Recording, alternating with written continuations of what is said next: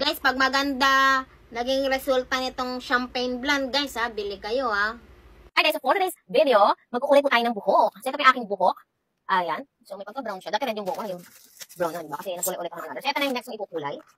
So this is from Brimod. Ayan. Sobrang ng bubble wrap na. To the point na sobrang safe ng products na aking gagamitin. So ito nga po pala yung aking ipukulay sa buhok. This is Champagne Blonde. 10.31. Champagne Blonde. Okay? And pag bumili po kayo niya, meron na po kayong kasamang Super Flex para hindi magdala yung buhok. Ayan. Kasama na po siya. Super Flex. Reduce damage. Ayan. And ito po yung ating oxidant cream. 12% po siya, guys. Okay? So, ayun. Buksan na natin. Ayun. May kasama. Ito siya, guys. Yun lang. Wala akong lagayan pa.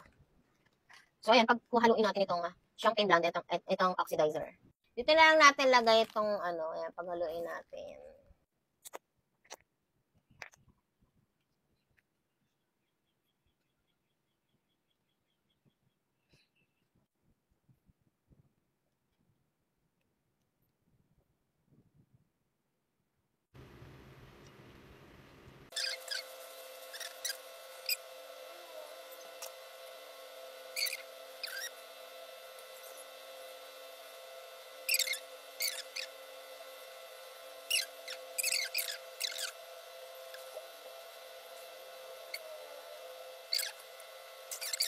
Hi guys, so intay lang natin siya ng 10 to 30 minutes. Ibabad natin. And then, ayun, nawala na yung hapdi niya, guys. Kanina mahapdi, ngayon nabawasan na. So, miss, kakatas ko lang maligo and i-blower na natin.